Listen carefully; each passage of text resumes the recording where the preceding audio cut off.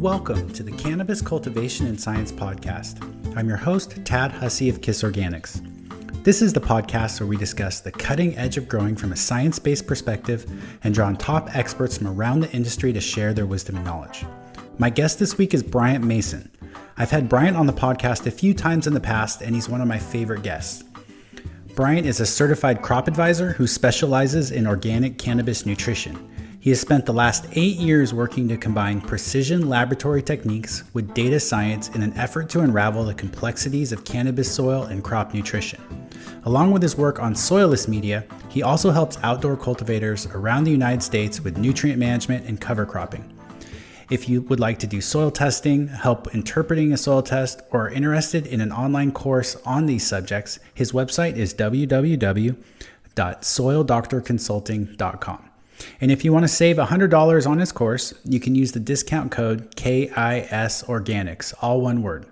I've taken his course and was recently going back to review some of the content. It's excellent, and I highly recommend it for anyone wanting to do a deep dive on cannabis fertility and reusing your soil. Now, after recording the podcast with Bryant, he had a couple of points he wanted to clarify, so there is a short addendum that I added in at the very beginning of the podcast. Now on to the show. On and talk a little bit more about some of these topics that we covered in the podcast. Let's just dive right into the first part, which was where we discussed Logan Labs. And one of the questions I'm seeing from my most recent post on social media is, do we need to retest? Are these tests that we got during this period, which we'll get into a little more detail with here as you listen to the podcast, are these tests erroneous, or can we still utilize that data?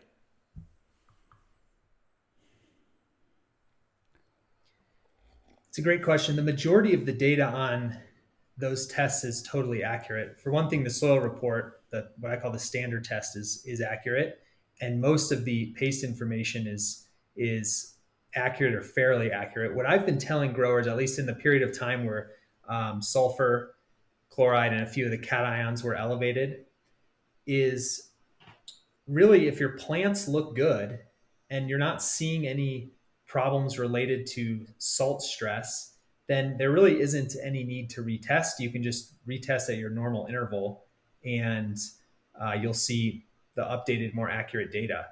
So just take those numbers with a grain of salt. And in terms of the interpretation, if you're seeing really, really high numbers, I would suggest not leaching and just sort of ignoring them for the time being. And this is something we just talked about off air, but essentially this is a good rule of thumb anyway. So typically if we see high EC, high soluble salts from, I know you listed sulfur, I'm thinking more of like chloride, sodium, nitrates, then you'll typically recommend leaching the beds to reduce those numbers down to a better level, to reduce osmotic pressure on the root system. It's just easier for the plants to take up nutrients.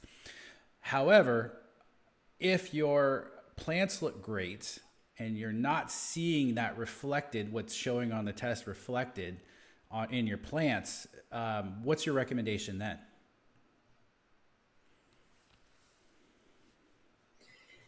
Yeah, this is a good nuance to cover because I have thresholds at which I recommend leaching. And the idea is we're trying to optimize, even if the plants are relatively healthy, if we can reduce the osmotic stress to the roots, you can have better, healthier plants that are higher yielding. But there's a line between what's operationally feasible and the marginal improvement in plant health that really has to be an on-site decision. So if your plants look healthy and you're very satisfied with the production, then you may not need to leach even when there's a leaching recommendation. And that's just really sort of a grower decision. Now, I'd say that if you see any poor plant health or negative symptoms, then I would absolutely recommend leaching when levels are high. So there isn't a magic number. I mean, we have thresholds where, if you were at 300 chlorides, we would recommend leaching at 300 ppm. However, if your plants look great and you're not seeing any visual symptoms, and leaching is obviously a lot of work, it's a lot of water, it's labor intensive, it's material intensive in terms of the amount of water you have to use. You don't necessarily have to do that. There is no magic number that above that number your plants are going to look like crap and suffer, or below that number your plants are going to be amazing. It's really just what we've seen based on looking at hundreds if not thousands of these soil tests, and sort of where we think that this level sort of exists, but it is a very arbitrary number. Well, yeah, and the reason that there's not a hard and fast number is because the um, the osmotic problem gets worse when evaporation rates are higher. So high temperature, high airflow, high radiation is when the plant needs to be uptaking more water, and so oftentimes that higher EC is preventing it from doing so, and that's when you start to see issues. So the environmental conditions are going to, in many ways, determine when the plants are actually suffering from osmotic stress. And so that's another reason these numbers are a little loose. Now, if you're in the winter and it's temperatures are depressed, or the radiation, your ppfd is a little lower, your evaporation, your total evaporation is just on the lower side, then you might be able to get away with quite a bit higher levels of salts. So again, it's you That's a sort of great have point. to And I want to determine how also your add plants are that doing. there is the possibility of sampling error here, where if a small amount of fish bone meal or alfalfa meal or whatever organic amendment, gypsum, ends up in your tiny sample, that could dramatically skew your results and show numbers that might be higher than what's actually in your soil or reflected in your soil. Because one of the things that you mentioned in this podcast is later on is that soil is not homogeneous. We think of it as homogeneous, but really it's not homogeneous at all, even with these potting soils. So through no fault of the lab, potentially the results could be skewed just from sampling. Yes, that so I sometimes have that concern with nitrogen because it's on the soil report and the scoop size is quite small. But when it comes to most of the soluble salts, I'm looking at them on the paste report, and the sample size is a cup. So that does help eliminate a small chunk of one thing or the other, because the sample is quite large when we're looking at the paste test. Um, but it's a valid point to consider. And yeah, I mean, when we were talking about pH reactions, that's really where there's these very small. There's a non-homogeneous soil, so there's small pockets of low pH, high pH. The rhizosphere is different. There's not the bulk soil pH is a bit of a misnomer in the sense that there's just many different pockets of I think different that's a good chemistry in a transition soil. into the conversation that we had on the podcast about nitrogen. And there was a couple things that you wanted to go back and clarify around that topic. Do you want to share that? Yeah, thanks. I we hung up after the initial podcast, and I thought, my answer to your question on how nitrogen amendments affects pH wasn't totally precise when I thought about it more. So I just want to clarify. So we talked about the nitrogen conversion process. When nitrogen mineralizes from organic nitrogen to ammonium, there's a slight increase in pH because the ammonia combines with a hydrogen ion to create ammonium. And that consumes a hydrogen ion, and that will therefore increase the pH. Then, in that second part of the nitrogen conversion process, when ammonium goes to nitrate, there's actually a decrease in pH. And that's because it goes to nitrite and then to nitrate. And in both of those steps, hydrogen ions are released. So that's going to acidify the soil. And so the the there is a slightly acidifying effect when organic nitrogen converts to nitrate.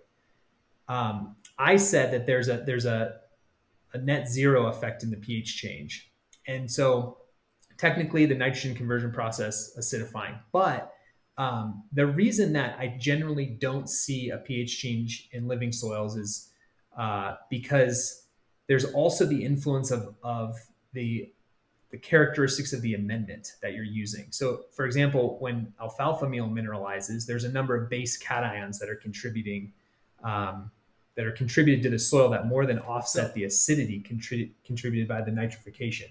Now, other amendments, and I use this example to you, is cottonseed meal. Not that many people use cottonseed meal. It contributes a lot of sulfur and not many base cations, so it can have a strong acidifying effect.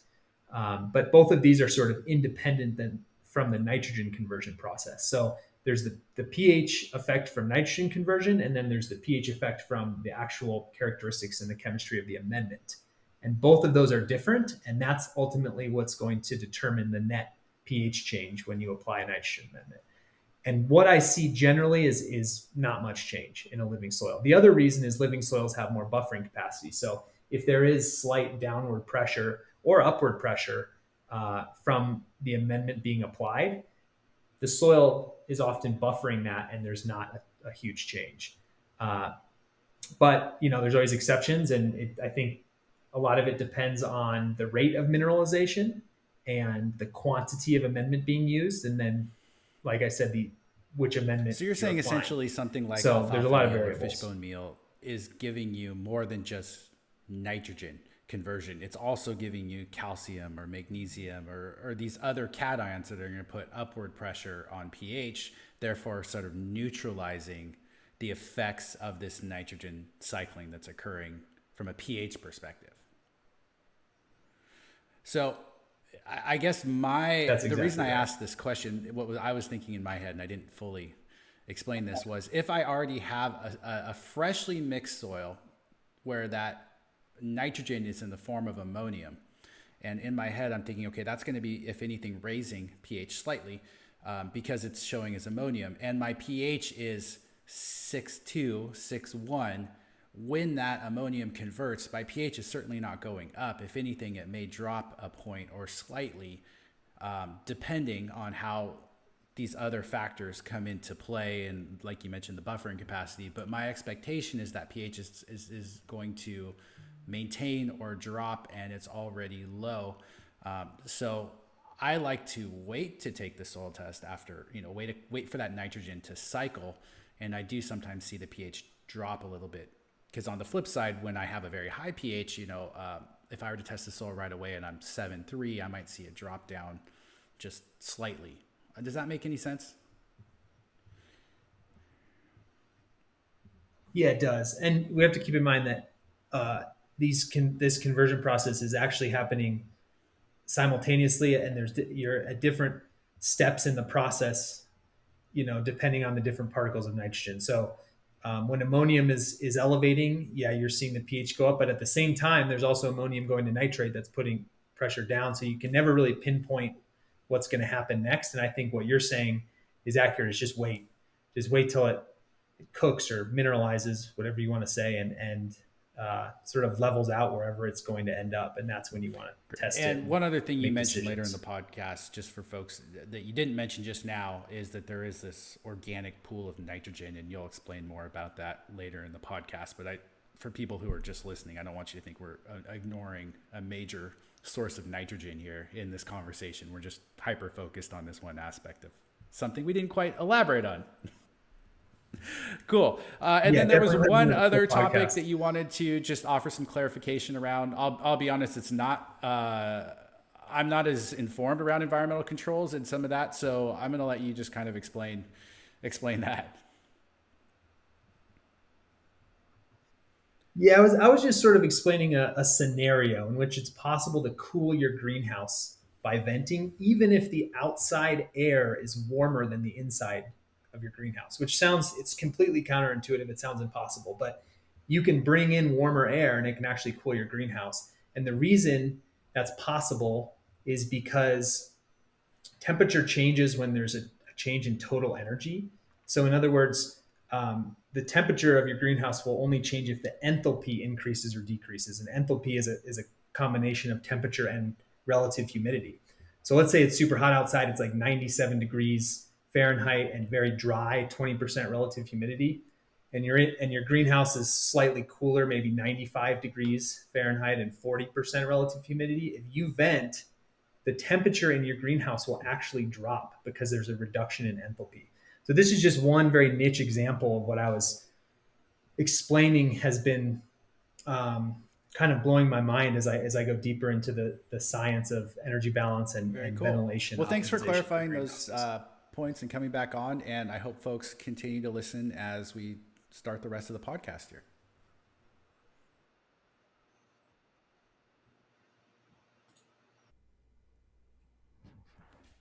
Hey, Bryant, you're a popular guest. Thanks for coming back on the show today. Thanks for having me again. I'm excited to be here. Yeah, well, for people who are unfamiliar, please do go back and check out the previous podcasts that I've done with Bryant if you want to get an idea of some of the things we've already talked about. But we have some new topics for today, and let's just start off talking about Logan Labs a little bit and lab testing in general, because just to throw it out there, I know you found some inconsistencies in the test results starting around in August, and I'd seen some things too on my end that were off. And we had both reached out to Logan. We talked to each other about this, and some other people had reached out to us. Can you just give us a little more context of what was going on and where to go from here? Yeah, sure. Like you said, in August of 2024, I saw a number of tests that were all very elevated in sulfur on the saturated paste test, so soluble sulfur, and abnormally high levels. And I pretty much within a day or two, I told the lab, and this type of thing happens occasionally. And the lab is very responsive to this type of feedback because I'm looking at so many tests and I'm one of their partner agronomists. And so they jumped on it and they brought in what's called an ICP technician. And ICP is the uh, advanced piece of equipment that actually looks and determines nutrient concentrations. And the technician serviced the instrument, calibrated it. They went through multiple sort of steps in QC, but unfortunately, the issue seemed to persist for a while, and I've just been thinking about it and working with them slowly throughout the months. And it took a while to figure it out, but ultimately, I can just tell you so we can jump into what was Well, going on. before you do, can you just talk about what the issue was that we were all seeing on our test results? Mostly elevated levels of sulfur, but also slightly elevated levels of chloride and a few of the cations, calcium, magnesium, potassium, although those were uh, less so than sulfur. Now, with that higher sulfur and chloride number, the soluble salts number was therefore a little bit higher because that's one of the components of soluble salts. So, what that led to was not necessarily an over application of anything, but rather an under application in certain instances. Because as someone writing recommendations, I would see high levels of sulfur, and so I started, for example, suggesting potassium silicate instead of potassium sulfate in some instances. I also use what I call a governor in the soil doctor tool algorithm, like a car has a governor that prevents you from going too fast. Um, I essentially stop the use of gypsum and potassium sulfate above very, very elevated levels of sulfur. So, in really high EC situations, some of the recommendations didn't include gypsum or potassium sulfate. And then the final thing, which we've discussed, is in some instances, I was telling growers to leach their soil. So essentially to flush the excess levels of chloride, sulfur, and I guess sodium as a fourth cation I didn't mention out of their soil to reduce the EC, to reduce those levels. So those are the substantial things that were happening in the recommendations due to these elevated levels. Now, to be clear, that wasn't happening in all or even most of the recommendations, but definitely in some instances that was happening.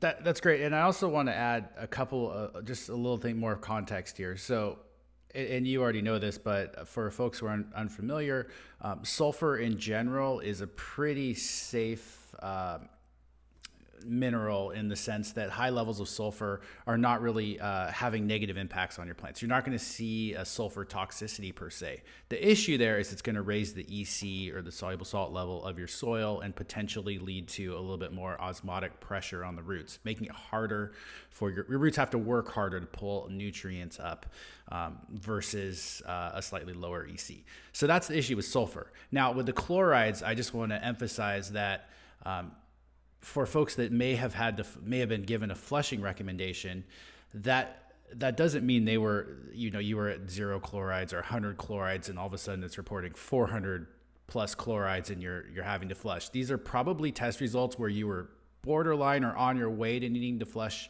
anyway. So it's not the worst thing, but obviously not ideal either. We want to be as targeted and accurate with these tests as possible.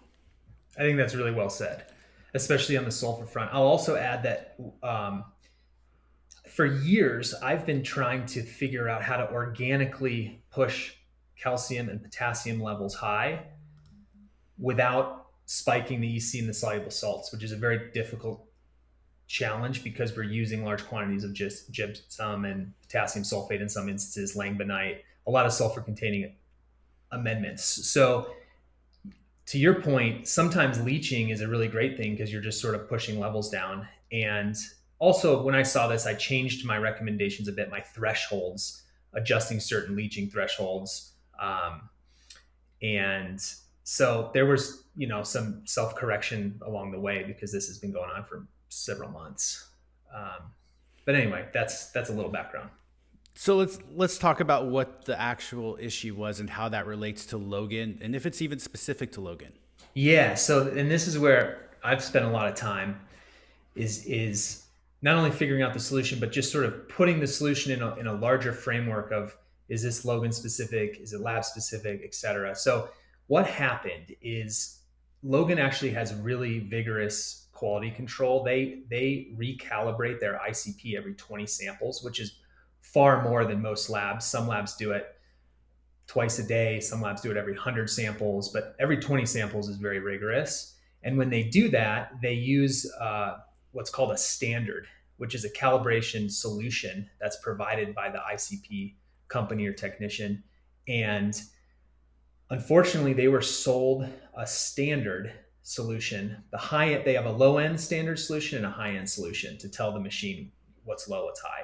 And those are known values. And the high end solution, they were sold a bad solution that was overly concentrated. So they were calibrating that ICP machine to the wrong standard because they were sold the wrong liquid solution. And that's a really tough thing to figure out because they're continually recalibrating, they're cleaning everything, they're troubleshooting everything, but the known standard that's supposed to be, ground truth was off. And so unfortunately it was just calibrating to the high side. I'll mention that any soils that were low, so usually traditionally topsoils, anything that's low in soluble salts really didn't have this issue because that lower standard was accurate. One of the reasons I love Logan and working with Logan is they participate in something called the NAPT, North American Proficiency Testing Program. I believe there's 150 participating labs, and it's a quality control level between labs. So they do a quarterly blind or double blind statistical evaluation of soil, plant, and water samples. And there's essentially, they're given a sample, they run it, and then this NAPT program tells them how close they are, how precise they are to the known levels, and they compare it across 150 labs. And Logan always has an extremely precise score. So to me, that's always given me confidence with Logan. The problem is those samples are topsoil, they're low in nutrient concentrations. We're working with peat-based medias that often were really pushing nutrition and EC quite a bit higher. So they kept passing NAPT, but that's because it was a low concentration sample, and we were seeing these issues in high concentration, high EC soils. Yeah, that's a great point. And for those unfamiliar as well, with ICP machines, we're talking parts per million here, parts per billion in some cases. So they're extremely I guess, accurate in that regard.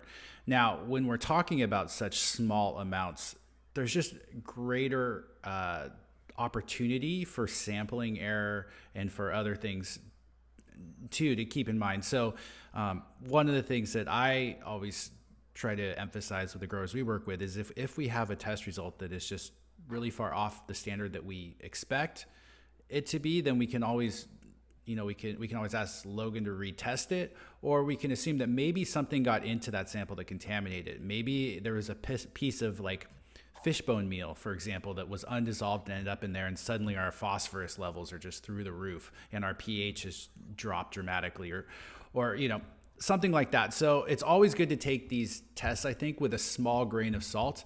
I think they're the most useful tool that we have agronomically for making data-driven decisions about our garden and about our soil, but it's still not perfect, and it's never going to be perfect. And then on that note, I think, okay, well, so Logan had this issue. It wasn't really their fault, but unfortunately it happened. What about switching to another lab? Well, this could have happened in any lab, so it's not necessarily unique to them in that sense. And if you were to switch labs, like I know that's something you and I talked about, like what does that really look like for a grower? The one thing it does mean is you're starting over, in a sense. You can't take your old Logan tests and then correlate them with your new tests at the next lab you go to. And there's so many labs out there. So whatever lab you go with, you kind of need to stay with, because these test results don't. It's like apples to oranges, I guess. So I just wanted to share a little bit more around this idea. Also, Anything you want to add? yeah, I want to add one thing, which is that these issues actually happen at all labs, unfortunately, Yeah. and you just don't know. And so the reason I've personally committed deeply to Logan, is because of what you're saying, so I can really calibrate to one lab and have a very extensive database that I'm comfortable with, but also I can see these issues. I'm so familiar with the data, their process, the people in the lab, everything, that when these issues do arise, I can see them and identify them very quickly. And this is, part of even though it took a long time to solve the problem, I was able to help them solve that problem. And so it's been a sort of a mutual and collaborative process. And if you go to another lab and you're just doing, let's say one to even up to 100 tests per year, you're not going to see that, and so you're not going to know when issues arise. So for me and the growers I work with, I think there's actually a major benefit to being deeply committed and involved with one lab's data set, because at least I know what's happening. Yeah, I would guess we see probably about 1,000 tests a year. I'm guessing you're significantly higher than that with the number of growers you work with. So you do have this database that builds up over time. And so, yeah, if you suddenly see a 20% increase in your soluble salts across all your tests starting on this date, that's a really good clue. And I know you're working with Logan for instituting, even more additional controls Yeah. to hopefully catch these sorts of things in the Yeah, let me future. mention that. So the you can recalibrate the machine over and over again, but if it's still giving high levels, what does that mean? And so I actually went back into our database. So internally, we anonymously put all the tests into a database, and then we essentially ran statistics looking at the average levels before and after August of 2024, and the trend was clear, specifically with sulfur. We also looked at the variation between months, et cetera. It was statistics. And so I'm working with them to actually institute another step of QC where they look at their own internal database, and they just see how close it is month to month or quarter to quarter.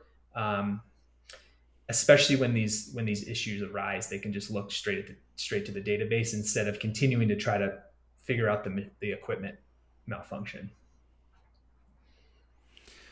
Yeah, and if folks have questions about this, I'd say feel free to reach out to me. I assume you can reach out to you, Definitely. Bryant, or even Logan directly.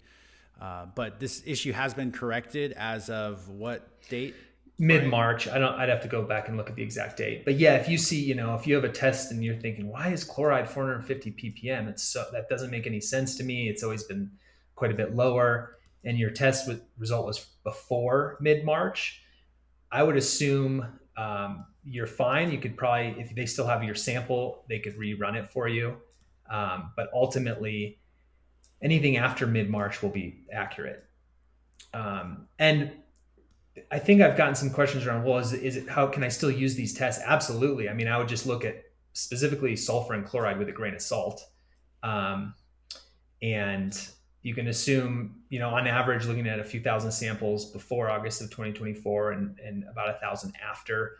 The other cations are, there's a lot of variability, but let's just say 25% elevated. So it's not going to change your management decisions very dramatically.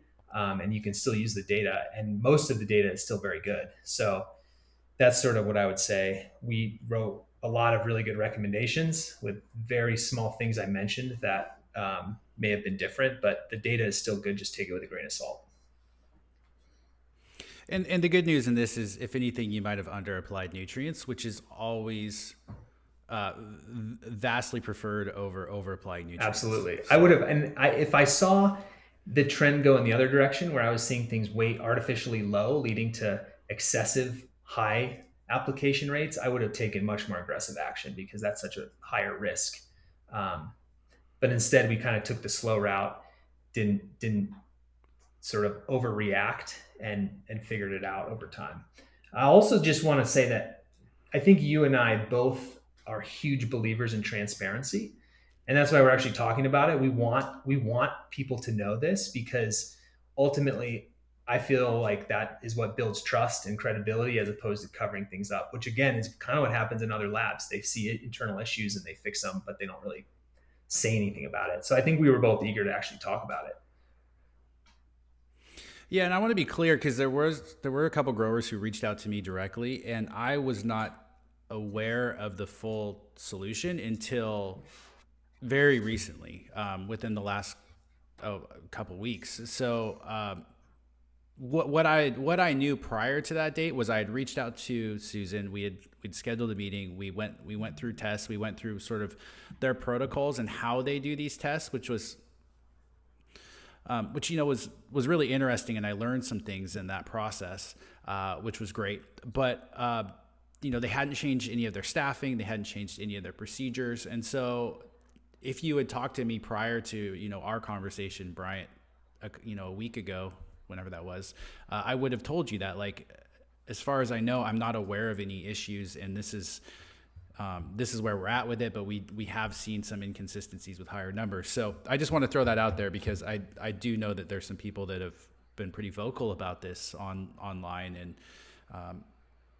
yeah, it's a little bit of vindication for them, but also I want to make sure that we're approaching it in a way that's solution driven, I guess, so we can all continue Definitely. on. Great. So moving on, you brought up, you mentioned nitrogen, and I just want to talk a little bit about nitrogen. I know we have a list here we're working off. I want to jump around a little bit. First off, before we dive into your topic on nitrogen, I wanted to say, can we talk a little bit about how nitrogen cycles and how we see it on these soil tests and its impact on pH? Because what we know that the cannabis wants nitrogen in the form of nitrates for the most part. And when we first add compost, when we first mix our soils, we're going to see a low nitrate number and a high, what we would consider a high ammonium number. Not high relative to the nitrate number. Ammonium, maybe like a 3 or a 6 or something like that. But how does that cycling process really work, and what is the impact and implications for a grower? Great. So for the most part, growers in living soil, organic growers are only applying organic forms of nitrogen. So nitrogen in the form of proteins and amino acids, but let's just say soybean meal, alfalfa meal, blood meal, all these are actually full proteins. The biology in the soil mineralizes those organic forms of nitrogen into smaller and smaller organic compounds. So they take a protein, they turn it into amino acid, for example. And the plant actually can uptake those organic forms of nitrogen. And it's not the primary form of nitrogen that's uptaken, even in organic soils where you're just feeding amino acids and organic compounds, but it is a plant available form of nitrogen that's very, very beneficial when the plant does uptake it. And that's typically skipped in the scientific literature because I'd say 99% of studies use the inorganic forms, which are ammonium and nitrate. So in our systems, we can assume the plants are uptaking a certain amount of organic nitrogen. So once it's turned into organic nitrogen, a different set of biology transforms it into ammonium very, very quickly in a warm, moist soil. This transition happens very, very quickly. Um, and then a different set of bacteria convert the ammonium into nitrate. So nitrate is the final form.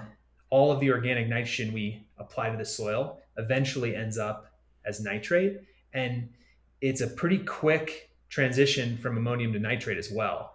In again with the conditions we're talking about, so you can sort of see where your soil is in that mineralization process based on that level of ammonium, that middle step. The weakness of soil testing is it doesn't show us the entire quantity of organic nitrogen in the soil. We're only seeing those final two pools of nitrogen, ammonium and nitrate.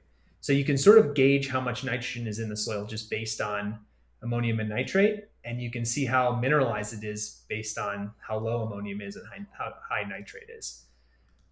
So I hope that makes sense. I mean, essentially what we're doing is we're just throwing nitrogen into the organic bucket, and the biology is transforming it pretty quickly into the nitrate bucket.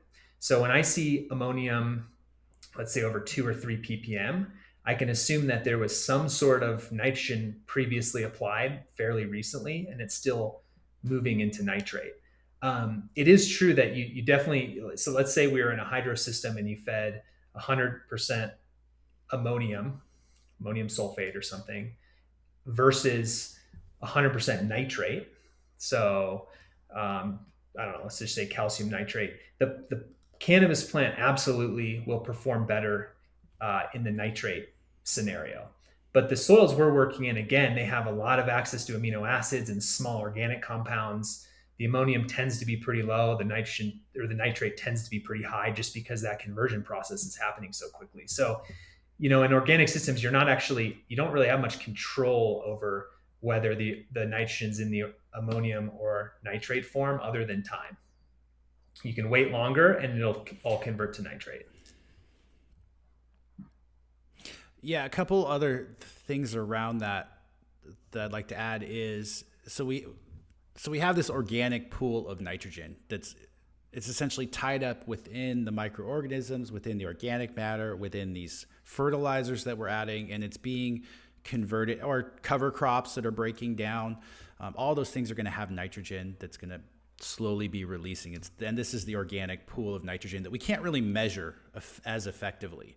And that's what you're referring to there. And then it, converts to ammonium, like you said. Now, ammonium, and this is where I want to get some clarification from you. Ammonium would put upward pressure on our pH, whereas nitrate, being an anion, would put negative downward pressure on pH.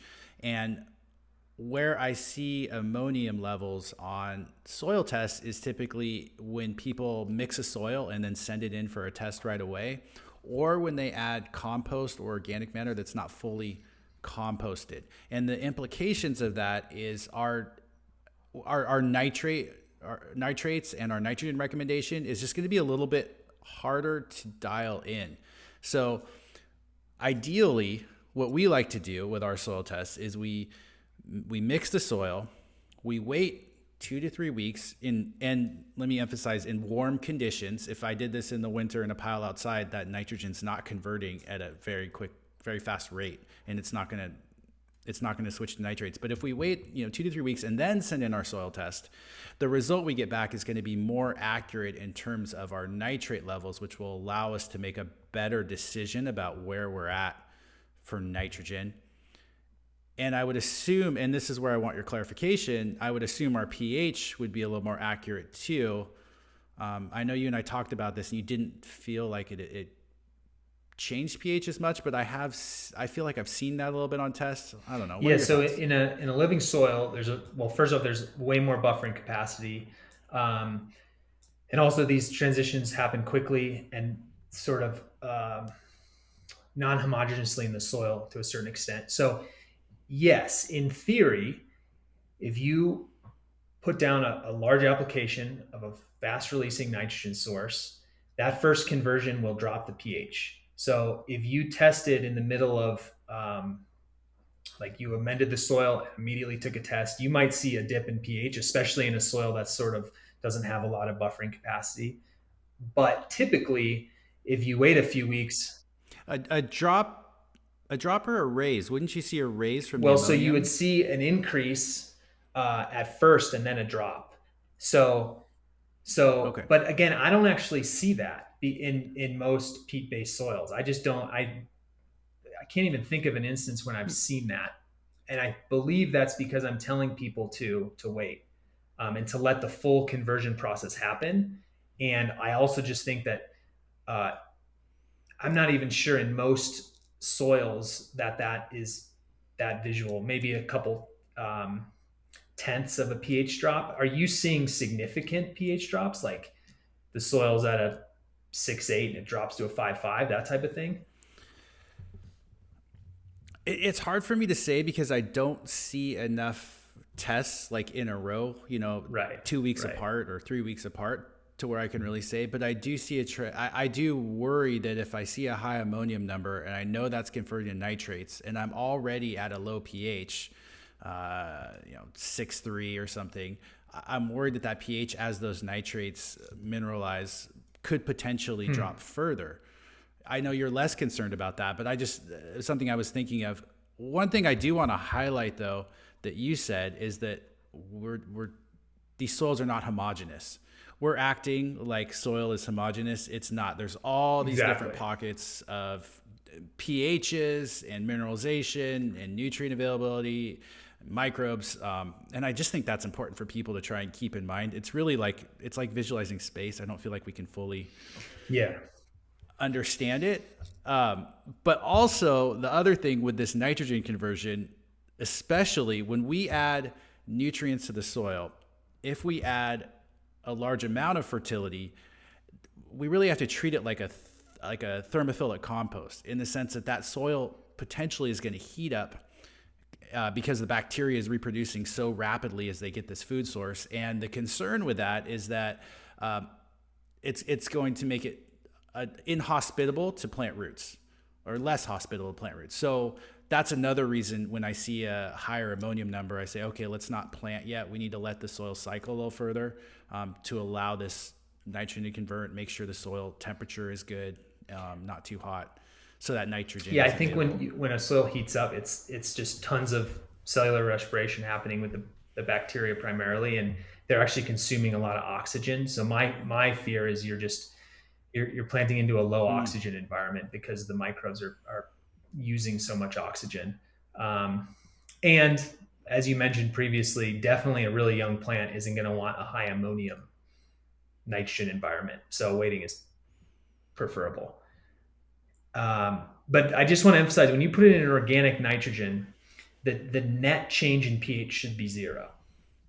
So yes, you're gonna get a fluctuation, boop boop, but that conversion process is quick. It's super dynamic, and so to try to manage the pH during that blip of time doesn't make sense to me because it should start at 7 and end at 7, for example. Um, Now, if you were using and if you use a non-organic form of nitrogen, it's different. So, but we're primarily talking about organic amendments here. Yeah, I guess the context for me is more like I see a soil test on freshly mixed soil that is a low pH, high ammonium. I worry that it may drop a little further because we don't know where we were starting with that mix. Um, Whereas, like you said, with reamendment, with nitrogen. That makes a lot of sense. That's really useful. Now, one thing that you also wanted to talk about was why nitrogen targets in living soil that's being used multiple rounds might be different than other cultivation Yeah, this methods. is this is something that I Can think you is an touch on important that? point that I've thought about a lot, honestly, for years. The A soil fresh out of the bag, my target level of nitrogen, which is should totally be based on the soil volume per plant, the length of time the plant is in the soil, how much supplemental feeding is done, etc. But generally speaking, 100 to 150 ppm of nitrate nitrogen, low ammonium shows that the soil is fully mineralized. That's a really good target number. Every time I test a fresh kiss soil, it's somewhere, approximately in that range. Also, let me just add actually one nuance here. Testing a fresh soil out of the bag is going to be less accurate than testing a soil after it's been through a round. It's just always less homogeneous, even if you mix it super, super well. But point being, if you're somewhere in that, let's say 100 ppm, 125 ppm range, that's a lot of nitrogen. What happens though, if you use the soil, let's say 10 rounds in a row, is every round you're applying more organic nitrogen, more alfalfa meal, um, more compost, more granular poultry manure, whatever. And the majority of that nitrogen in those amendments and that compost does get broken down within a round, but a lot of it remains because of two things: the carbon to nitrogen ratio and the particle size. So if you put in a big wood, if you drop a wood chip into the soil, that's going to take a fairly long time to mineralize and to decompose in your soil, compared to a tiny little particle of blood meal, which is really, really high in nitrogen, low in carbon, and has a small particle size. So as you put in all this organic nitrogen over time, not all of it's releasing, and you start to build this reservoir of organic nitrogen that's releasing slowly. And so over many rounds, you actually have this large reservoir of nitrogen that is releasing slowly that we're not seeing on a soil test. And so in general, I think growers who are on multiple rounds in the same soil can start to lower their nitrogen target well below 125 ppm. And I've gotten feedback from growers who are in round 25, that my nitrogen target feels a little too high in their soils, and that they're actually getting really good results with, and their plants are finishing at a coloration they like, a greenness level they like, with much, much lower levels. And I just think that's because they have 25 rounds of alfalfa meal application that's still slowly mineralizing. So for example, in agronomy, you assume that 50% of a compost would become available in year one, 25 the next year, 25% the third year. So we can sort of think of it as that. If there's sort of a staggering release rate across some of these amendments. Yeah, I would expect release rates to be faster in soilless media because we have more biology, warmer temperatures, and controlled environment agriculture, indoors. But I think the principle of it Absolutely. still Just makes a think lot of of that 50, sense. 25, 25 as a principle, and not as a rule to follow in the soils we're talking about.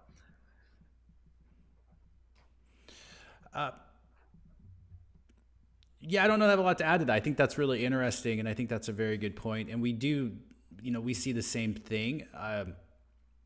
And the nice thing about nitrogen is it's pretty easy to add, and it's pretty easy to visually see symptoms of. It's the easiest deficiency, well, and maybe even toxicity to really see in your plants. And too much nitrogen, you're gonna have issues. You're gonna see the clawing. You're gonna see lower yields, potentially greater pest pressure. So really having proper levels of nitrogen is important. And then if you need to add nitrogen, fish hydrolysate is probably my favorite quick liquid feed that's affordable and not, you're not buying a marketing branded product, I Yeah, guess, per absolutely. se. That's one of two options I love. I'd also, um, say that to me, the best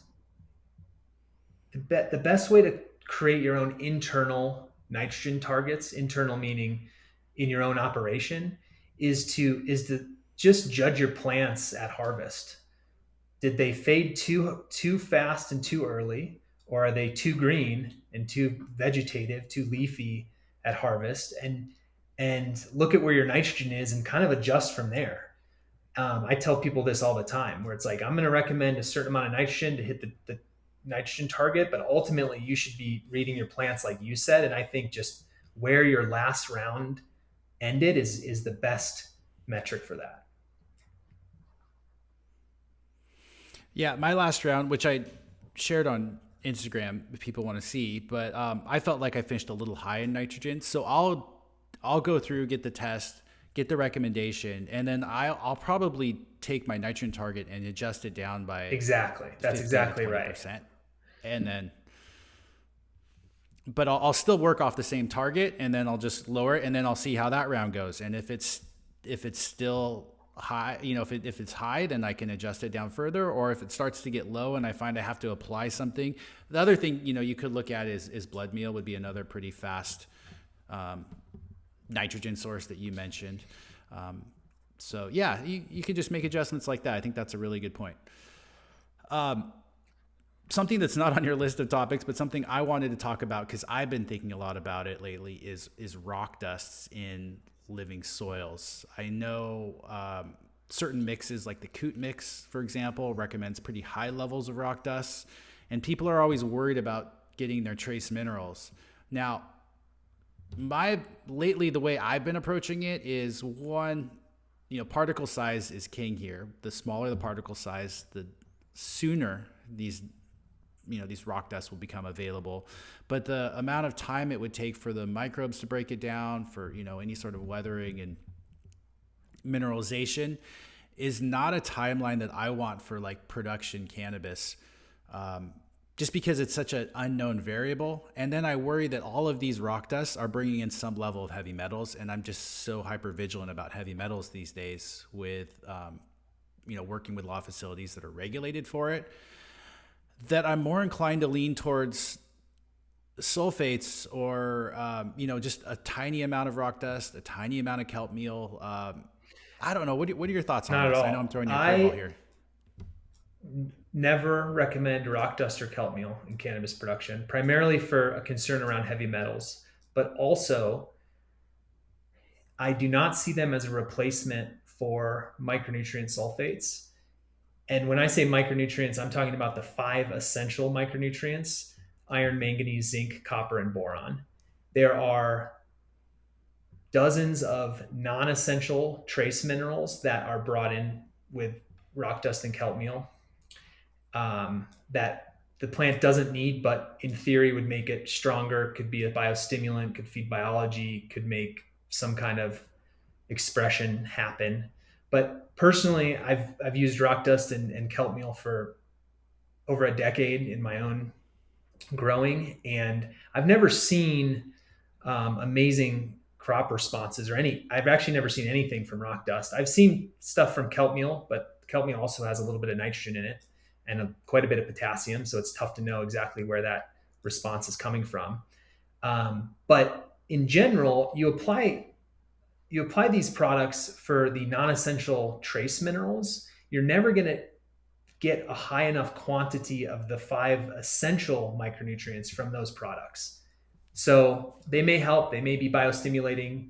They generally don't hurt, except when they're used in high quantities, you can run into issues with heavy metals. So I'm not adamantly against them, but I think that growers often want to skip the micronutrient sulfates, the iron sulfate, manganese sulfate, soluble, that type of stuff, and use rock dust instead. And it's just not a one-to-one replacement. And I'll also mention that growers don't like the micronutrient sulfates, which I sort of understand why intuitively. If you use them and you look at them, they just don't feel that natural. So to put them in a living soil feels weird, especially copper sulfate. It's got that weird blue color. But generally they express the concern around sulfur. You're applying orders of magnitude more sulfur with the use of gypsum, which is not villainized in cannabis production to the same extent the micronutrient sulfates are.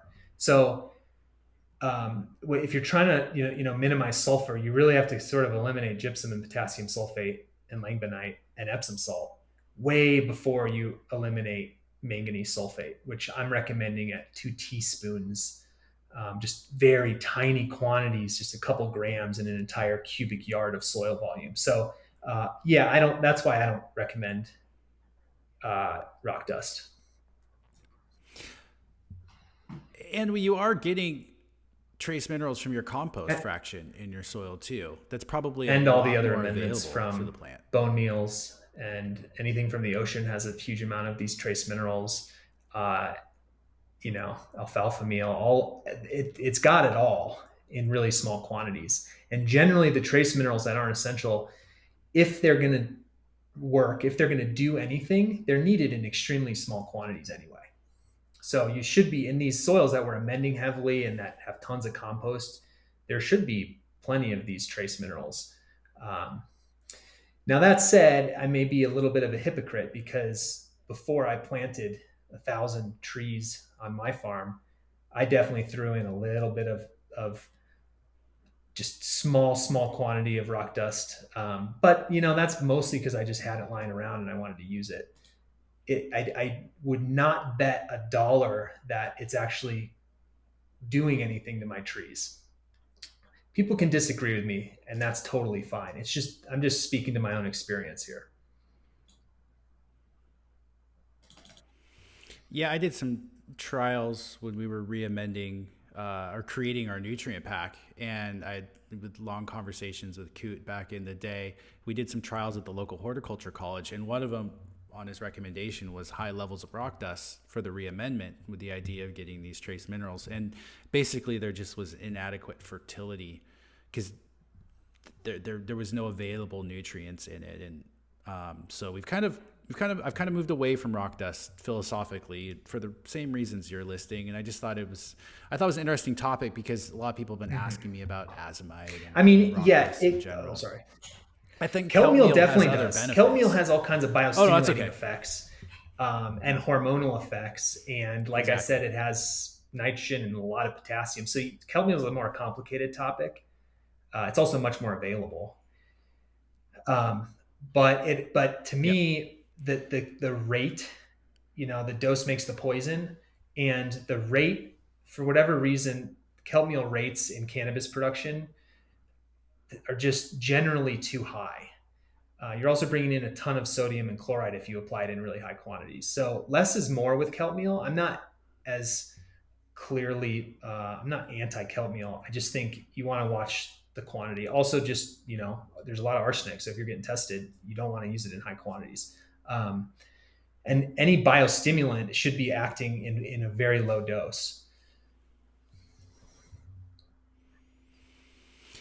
What one note to add to all this is if you do want to play around with these micronutrient sulfates, I would highly suggest you don't add anything without a soil test to go off of. And if you do add anything, we are talking minute amounts because you can absolutely screw up your soil with toxicities by adding too much. So, and you really have to know what you're doing because, like Solubor, for example, is significantly stronger than borax. So if you screw up for some reason and grab Solubor on a borax recommendation, you can way overdo your boron. So just be careful playing mad Yeah, scientist and with there's micronutrients. also a spectrum within them. You can apply quite a bit of ferrous, iron sulfate, but not so much copper or Mm-hmm. boron. So, and just to kind of run through it, when I use micronutrient sulfates, I dissolve them in water, I add a carbon source of some kind.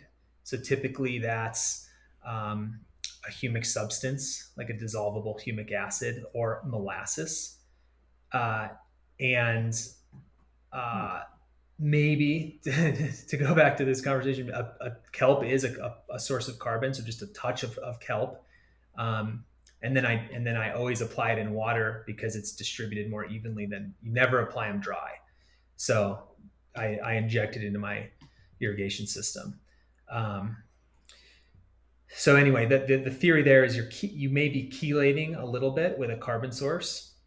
You're also buffering it biologically a little bit, so you're giving the microbes something to eat with it. So when the microbes consume the carbon or the sugar source, they may be incorporating those micronutrients into their bodies, and that keeps those micronutrients in a more plant available form longer, because you're essentially taking an inorganic salt and turning it into an organic form.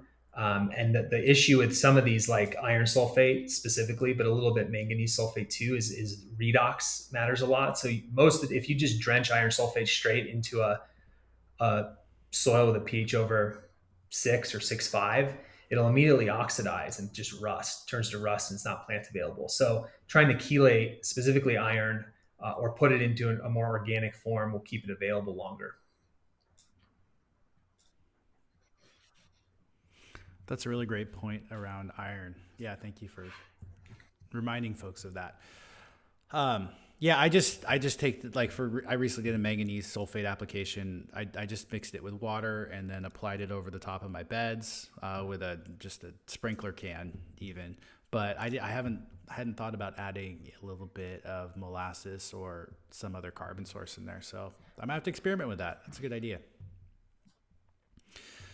Okay, moving on then. Let's talk a little bit about transpiration in plants and what role that plays in sort of Yeah, the fun. So nutrient uptake it's, that we're talking about here. I think about nutrition a lot, and I look at a lot of tissue tests. We've been talking about soil, and I really look at a lot of tissue tests next to soil tests, and it's always bothered me a little bit that they're not perfectly correlated. And so I spend a lot of time trying to understand why, if you have great sufficiency and balance in the soil, it doesn't always translate into the right sufficiency in plant leaves. And I've always known that the biggest reason is transpiration, although there's other factors too. And so I've gone into sort of the science of what causes transpiration, and there's a lot of misconception, in horticulture, around what drives transpiration. So, for example, I've always thought like VPD drives transpiration rate, but that's actually Yeah. uh, not quite accurate. If you really dive into the physics of plants and energy, energy to the leaves drives evaporation from the leaves, and so that's radiation energy and convection, so air movement, warm air, um, and and then sunlight. And that is ultimately what's going to drive the rate of evaporation out of leaves. And then the final thing to note is the stomata have to be open. So relative humidity does play a role in that. Temperature plays a role in that, but ultimately it's the differential in vapor pressure inside the leaf versus outside the leaf. But ultimately, you're changing your evaporation rate based on the total energy hitting the leaf during the day when the lights are on or when the sun is out. The majority of that energy is radiation. It's from light, and so in a sense, the VPD doesn't actually matter nearly as much during the day. It matters more at night because convection is the only source of energy driving transpiration. But during the day, light intensity and whether or not the stomata are open are the key variables to the rate of transpiration. So anyway, I'm kind of going too far into the weeds here, but if you think about how plants uptake nutrients, sufficiency and balance in the soil absolutely matters, but the rate of evaporation out of the leaves is the second thing that we don't quantify. We often don't really think about, but is ultimately going to determine how many nutrients are moving into the plant. So, for example, I just see really poor correlation between calcium and boron immobile nutrients in the plant tissue and how much is in the soil. And that's totally because of transpiration rates.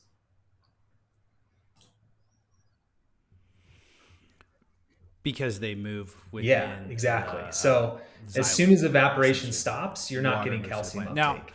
And maybe not in indoor environments as much as definitely in greenhouse environments.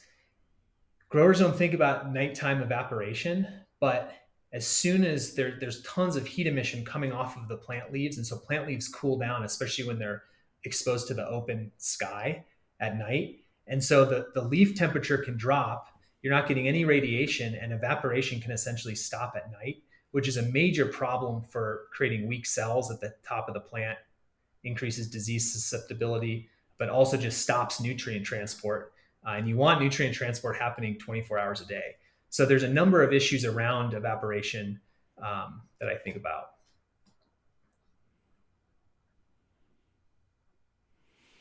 So I've always thought of it a little bit differently in the sense that evapotranspiration is being pushed by VPD as well as airflow across the leaf surface, because that higher levels of airflow, if you have a plant near a fan and then you start to get that leaf tip burn, essentially is a lack of calcium that's developing, is because the plant can't evapotranspirate fast enough to accommodate the amount of nutrients that are going up through the leaf. And so it's not pulling up calcium fast enough to allow for that, is how Nadia, Dr. Greenhouse, explained it to me. And I thought that was really interesting. And I do see plants, and people could do this experiment, but essentially if you put a plant near a fan, it's going to dramatically impact the water needs and the amount of evapotranspiration that's occurring in that plant versus a plant that's further away from a fan that's not getting the same airflow. Yeah, so airflow will increase so so there's radiation energy and convection energy. And so if you increase airflow, you're increasing the convection energy to the leaf, which will increase the evaporation rate. Absolutely. The problem with what you're seeing is the leaf probably can't keep up with the rate of evaporation. So it closes its stomata, because when it experiences water stress, it'll close its stomata.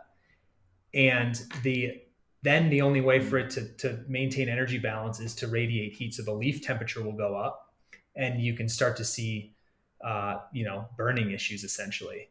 And so the issue there to me with excessive airflow is the stomata are closing. Here. Yeah, I wasn't aware of that. That's really interesting. So the way I've always, I was just gonna say, like when I see issues on plants, the first thing I look at too is watering and VPD, because those are, which is another way of approaching this transpiration thing that you're talking about, is this idea that is there sufficient water in the media, in the soil, for plant roots to take up and transpire, and then what is the humidity in the room that allows for these sorts of this transpiration to occur. So relative humidity matters a lot in terms of the opening and the closing of the stomata. But what I always thought, and this was a misconception, that low relative humidity would increase transpiration. So if you dry out the air, it'll increase transpiration. In other words, if you increase the VPD, transpiration will go up. Like the plant would, the plant's trying to compensate. And so it transpires more. I mean, this is what people say. If you increase VPD, you increase transpiration. But for what I wouldn't see that in the tissue data with calcium. And it turns out that this isn't necessarily true. In fact, in certain instances, a high relative humidity creates more evaporation, because a high relative humidity can open the stomata, allowing the plant to actually evaporate water out. So it's not humidity matters, but it matters in part because it's opening and closing the stomata, which allows for evaporation. So when someone says VPD, growers usually think of temperature and relative humidity on the chart, and it's not necessarily the right metric to determine stomatal opening. Again, temperature and relative humidity matter, but the air vapor pressure deficit in itself doesn't. So if growers, what really matters is leaf temperature. And so I think a lot of people have heard that they should use a leaf temperature adjustment, and that is the key to keeping stomata open and closed. And anyone who's transitioned from an HPS to an LED light knows that you get wildly different results if you keep the VPD the same. And it's because there's a change in leaf temperature. So the key here to really understand evaporation rate and to really understand if the stomata are open and closed is to understand leaf temperature and to use leaf temperature to do the VPD calculation.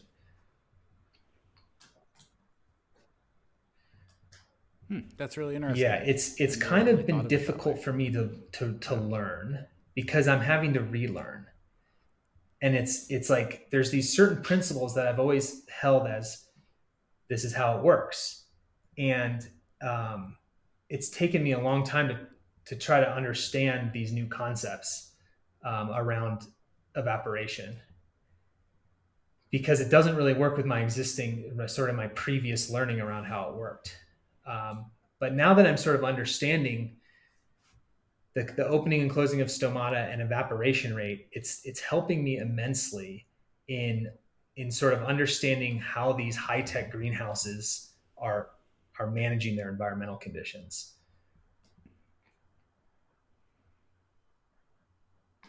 Yeah, I'm gonna have to reach out to Nadia for more of an explanation or more discussion around this topic because I think it's really interesting, and I don't want to say that I fully understand everything you're saying here in regards to it. I'm still processing it, but I think that's interesting, and that's what I love about plants and agronomy and all of this is I feel like I never stop learning or being challenged by new concepts or new ways of thinking around things Yeah, with yeah, growing definitely. plants, I and I mean, love that.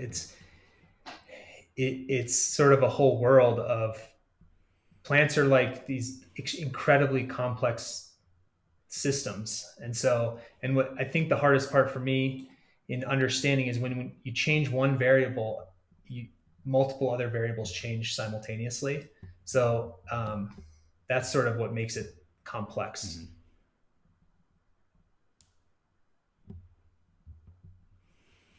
Yeah. Okay. So, on the topic of tissue testing, just to stay on that topic, you mentioned some stuff around Yeah, sampling. you know, Did you tissue want to testing. touch on that any further? There's a few things I just want to communicate to growers who are already tissue testing or thinking about it, which is the the need to test. There's a couple things. It's important to test at the right time in a cycle. Um, there's because as you know, Tad, that the plant will translocate nutrients late in the cycle. So usually there's after sort of the plant stops stretching, the flowers are stacking. The majority of the assimilates are going toward the flowers and there's less leaf growth. And so certain immobile nutrients are going to accumulate more and more and more in the large fan leaves. And other nutrients that are mobile are going to be moved out of the fan leaves and moved into the flowers where they're needed. So after about week 2 of flower, and more so after week 4, but I like week 2 as the target time to tissue test. But after week 2, 3, 4, the nutrients get really odd on a tissue test, and there's not an easy way to analyze the results of a tissue test. So I, I'm I've received so many tissue tests on cannabis from like plants at harvest, and it's just I can't even make a recommendation on it because the calcium levels are sky high and the nitrogen is low, and there's not really a target level that we're looking at. So I think it's really important for growers to um, tissue test before week 2 of flower. You can tissue test in veg, really anytime before then. Week 1, week 2, you could go to week 3 probably, but after that, it's really unhelpful data. Um, so that's the first thing. The other thing is the size of the leaf really matters because, like I said, calcium will accumulate in the larger leaves, the older leaves, I should say. So if you're taking fan leaves 3 or 4 nodes down, you're going to get a much different number than if you're taking the new small leaves at the top of the plant. And so you can think you have low calcium because the leaves that you're pulling are too small, too young. So it's really important to stay consistent and to make sure that the leaves that you're pulling are fully expanded, large leaves. Um, I like a couple nodes down, just the first leaf on a branch that you think is mature, and then whatever you choose, you stay consistent with that sampling protocol. And those are the two big mistakes that people make. And I always feel bad because, this is a lot of time and money that people are spending sampling. So week 2 of flower, fully expanded new growth.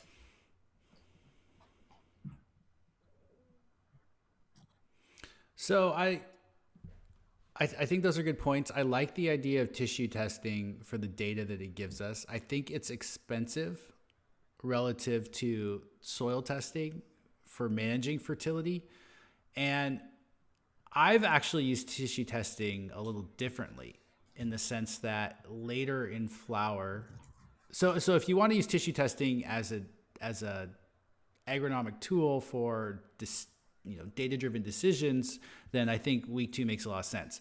But where I've used it is I have a plant, let's say week 5, week 6, and something's going on and I can't figure out what it is.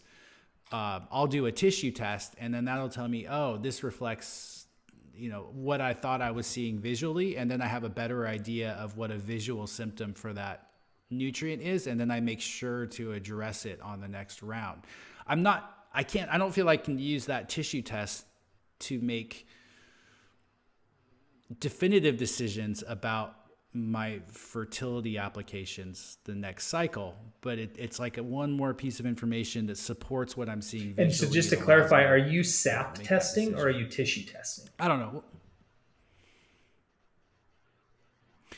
Tissue. I haven't gotten into sap testing for a few reasons. I think it's really interesting, but my concerns around it are the cost, the fact that the databases are not really publicly available. They're all sort of internal to these labs, which I struggle with as wanting more transparency there. And then, the fact that it's a number that's going to be changing so much, I would just need to be really, I feel like, dialed in with consistency on testing. That being said, I do think it's really interesting and I think it has value. I haven't personally gotten to where that's one of the tools that I'm really similar. What are your thoughts? I like to just say start with tissue testing. It's $40 a test compared to I think 75 to 100 for sap testing. You also have to get the sample to the lab sooner. It's got to be on ice so that the cost ends up being more than double when you're sap testing. It also, in my experience, doesn't help to see a single sap test at any random point in the cycle. It should be done like every 2 weeks. So then you're looking at a much larger expense. I also totally agree I struggle with the lack of, transparency. I mean, New Age has become my go-to lab, but I've been working with sap testing before they were around and I've just continued to have issues. Also, you're getting recommendations from the lab and I tend to disagree with a lot of these lab recommendations, especially around high chloride. So I have a bunch of small issues with sap testing, but at the end of the day, I just think the low-hanging fruit, if you want to test your tissue, is to get a $40 tissue test at week 2 of flower. Just start with one. There's research established target levels, multiple different researched levels that are all pretty similar. And so that's just like an easy interpretation. It's $40. Yep. You do it once. Sap testing I do use in large production systems where, let's say, a 3% increase in yield makes a huge difference economically. Layering in sap testing on top of tissue testing makes sense. But honestly, how I've used it is to do tissue testing, do sap testing, and the idea is you're just trying to validate one. You're trying to validate the test to really pinpoint, to be extra super confident when you're targeting nutrients, just because it just gives you more confidence in that application is going to be the right one. So, for example, I use it in orchard crops a lot because we're talking about just huge swaths, huge applications. If you apply, let's say you apply potassium, that could be, a $10,000 application. So you just want to have as much data as possible to back it up. But I would be concerned about tissue testing that late because I don't really know what the numbers are supposed to say. You're always going to see deficient nitrogen at week 8, for example.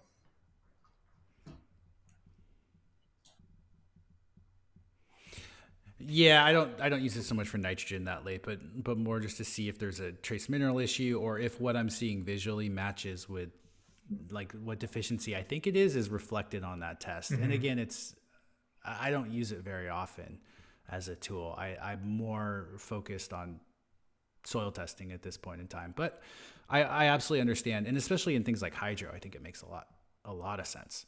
And I will just say, as a shout out to New Age and Scott, I've met him a couple years now at the Soil Summit, and he's a great guy. I always enjoy hearing his talks. I think it's really interesting. It's just not a technology that I've really Yeah, I mean, explored too deeply for the I reasons we have just sent discussed. But sap yeah, samples to the Netherlands for years. I've sent them to New Age.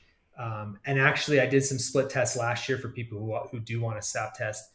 And actually, the results in stone fruit between New Age and Nova Crop Control in the Netherlands were very similar. So, um, no need to send them across the ocean if you're going to sap test. I think New Age is the way to go.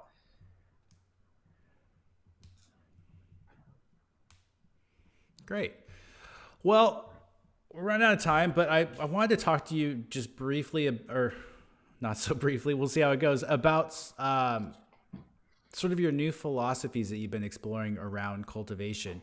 Now, for those that aren't familiar, you have a course through your Soul Doctor website that you've had for years now. I've audited the course. It's wonderful for people who want to deep dive in soil testing and want the ability to really understand those results and read their own tests and make their own recommendation. This is the best publicly available tool for folks. You can check it out on the Soul Doctor website. But Yeah, you're working thanks. on something So new. I've spent almost What do you want to share with the that? last 8 months, deeply studying greenhouse optimization. So I've been learning the principles used in some of the world's largest, most high tech greenhouses, the Dutch glass houses, where they're just achieving unbelievable yields and plant health, like sweet pepper plants that are 10 feet tall, just loaded with peppers and just really um, amazing results. And uh, so with all this, I'm sort of creating this program that will teach professional growers principles of what creates general plant balance in a greenhouse or indoor grow room, and the techniques and tools to achieve this kind of performance depending on what level of technology people have. So this involves the use of various different technology as well as sensors and automation to improve facilities. And so I'm developing it for commercial growers who have some degree of control of their environment. So unfortunately, outdoor production, you don't necessarily have much control over the different conditions. But I'm trying to take these principles that are used in the highest tech autonomous greenhouses and apply them all the way down to like low tech high tunnels. So from sort of CEA all the way to low tunnel or low tech high tunnels and greenhouses. Um, and the content has traditionally just been for these really advanced greenhouses, but I don't see why some of these principles can't be applied to every level of grower. And so I'm trying to, that's kind of my inspiration behind it. It's kind of a Robin Hood scheme to take this amazing information from these big companies and universities and change it a bit and apply it to multiple different contexts and present it as succinctly as possible. So that's what I've been working on doing. It's taken a long time. It's a lot of learning for me. It's also just a lot of content and research to go through. But most of this is content from um, Wageningen University in the Netherlands. There's some professors there that have really innovated how to think about greenhouse production. So that's what I've been working on. I mean, it goes through like a lot of the scientific balance of plants. Um, and then it goes into sort of the goal of the grower and different checklists and how to measure things, what to measure, different tools for creating balance. So if you're in a greenhouse, what kind of materials to be using in your greenhouse, diffusion plastics, high pressure fogging, AC. And then I go through most of the course is actually going through scenarios. So I'm trying to connect the principles to a ton of real world grower situations. Um, So, can you give me some examples of these principles that you mentioned that are in the course, just so we can have a better idea of, can flesh out what you're describing? sure. Um, so one of the scenarios that I discuss is around disease and how to reduce the susceptibility of disease. Um, and so traditionally, we're thinking a lot about humidity and airflow and air movement. Um, I really talk a lot in this program about how to prevent free water on the leaves, which is often one of the root causes of disease, either plant cell damage or condensation. So while relative humidity does increase risk of condensation, condensation can also happen at relatively low humidity levels. Um, and the final thing that can cause disease is a weak plant, which is almost always from an assimilant or a photosynthate imbalance in the plant. So soil-borne diseases, but also above-ground diseases, always happen when the plant's natural immune system isn't powerful enough to fight back, which is often due to an assimilant imbalance or an assimilant deficit, really. So a steady production and consumption of assimilants leads to steady root growth and steady root exudation. And this is what feeds a healthy microbial population. So if your microbes lose their primary food source, they won't be able to defend the roots nearly as well. So that's sort of where I'm kind of coming from an assimilant balance standpoint. And there's a number of different techniques that you can use to balance assimilant consumption and production in the plant, production being photosynthesis. And one is looking at your average daily temperature compared to the DLI. That is like a really, really powerful steering technique.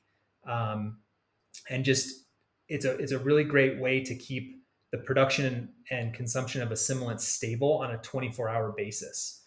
So that's an example. And then going back to disease, I talk a lot about how to prevent condensation. And depending on the facility, for example, in greenhouses, I mentioned you get a lot of heat emission at night. So I talk about ways to make sure your plant temperature doesn't reach dew point using climate screens, and other means, increasing air movement, how to increase air movement. So I've mentioned this too. I love your convection tubing in the canopy. I'm also doing a lot of experiments with vertical air fans, so like V-flow fans, um, and trying to create airflow into the canopy. And then finally, temperature swings, and that can happen through all kinds of different things. So I've talked a lot about ventilation optimization and how to sort of manage your vents and how to ventilate your greenhouse to avoid temperature swings. And like I said, condensation can happen at relatively low relative humidity. So I talk about how to determine your ventilation. And for example, growers should be using absolute humidity, not necessarily relative humidity, to determine ventilation. There's this really sort of wild example that always confused me. You can have um, let's say, an outdoor temperature of like 68 degrees Fahrenheit, 20 Celsius, and 85 relative humidity.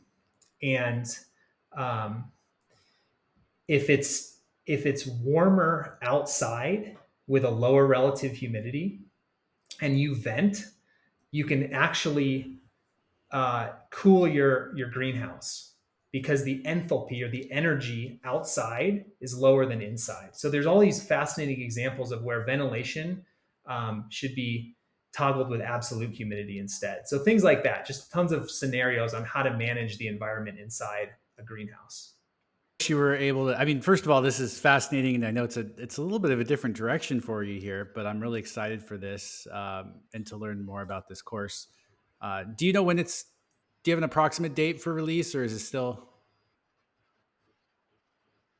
I'm trying to finish something this year, but I have, I'm still working extensively with growers on nutrient management. I have, a large farm I'm managing, especially in the spring. There's a lot of work, and I just have a lot more to dive into. So it probably won't be done for several months, but late 2025 is Awesome. my goal. I was going to say, I so wish you were able to make it to the Cannabis Cultivation and Science Conference in Bozeman this year, because Collective Elevation, where we're hosting it, has all of these things. They have under a canopy airflow. They have the vertical airflow fans and all of these different things working. And Adam, the owner, is so excited to have Nadia, Dr. Greenhouse, come out and walk as part of the workshop, walk through the facility and point out everything and talk about how they may be doing things right or wrong or optimized, because airflow and humidity and VBD is such a complicated topic, and it's so misunderstood. And it's one thing that I know it's one of the things I'm least confident in myself when it comes to cultivation practices. So yeah, I know you were one of the first people I reached out to, and I know you're busy, but I was really hoping you'd be able to make it. If things change, it's an open invite, obviously. Yeah, I'm sorry. If things change, I'll absolutely let you know. I Yeah. would love to see that facility. Is it fully indoor with supplemental lighting, or are they? Next Is gen it a greenhouse greenhouses open in with Bozeman, Montana, lattices? with Oh, they do have cool. light depth Yeah, capability, but that's they're cool. growing in what, like -20. I'm probably under exaggerating at -20, and then in the winter, and then all the way in the summer when it's it can be in the 90s or higher. So they deal with all types of climates there, and they're able to grow year round, which is and grow healthy plants. It's pretty awesome. They're the largest living soil producer in Montana. They may be one of the larger ones, greenhouse ones that I'm aware of in the country, and they're just phenomenally good people and good growers, and it's cool to see. I am fascinated with these mixed environments, greenhouses with supplemental lights, because there's so much more potential, but also they're also much more difficult. You really Yep. have to be good. Um, because the sun and the variability, you're still working with the variability of nature.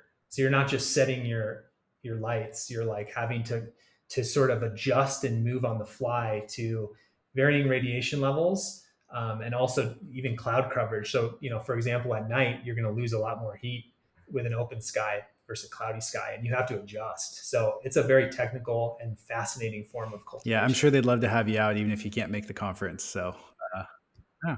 What day is the greenhouse tour? The 5th, September 5th, there's going to be the tour as well as the workshop with Okay. Nadia, going concurrently at the same time as a workshop with Suzanne Wainwright Evans, the bug lady. She's going to be doing a workshop too. So Okay, cool. Well, maybe I can try to do some kind of strike mission. I'll be right in the middle of a massive yeah, peach harvest that's like high intensity and high consequence. So that's why I'm not really able to make it, but I'll keep it in mind, Tad, and I appreciate the invite, and we'll see if anything awesome. shifts. Well, I really appreciate your time today. I always learn a ton when we get to talk, and it's always a lot of fun to have these conversations. And people ask actually quite a bit, like, when am I going to have you back on the show? So I really appreciate you coming back on and sharing. Yeah, thank you. And I've loved watching you grow this podcast and grow your business over the years. It's been really inspirational, and I really appreciate what you've done. I really appreciate you having me on and our relationship. So just thanks goes to you.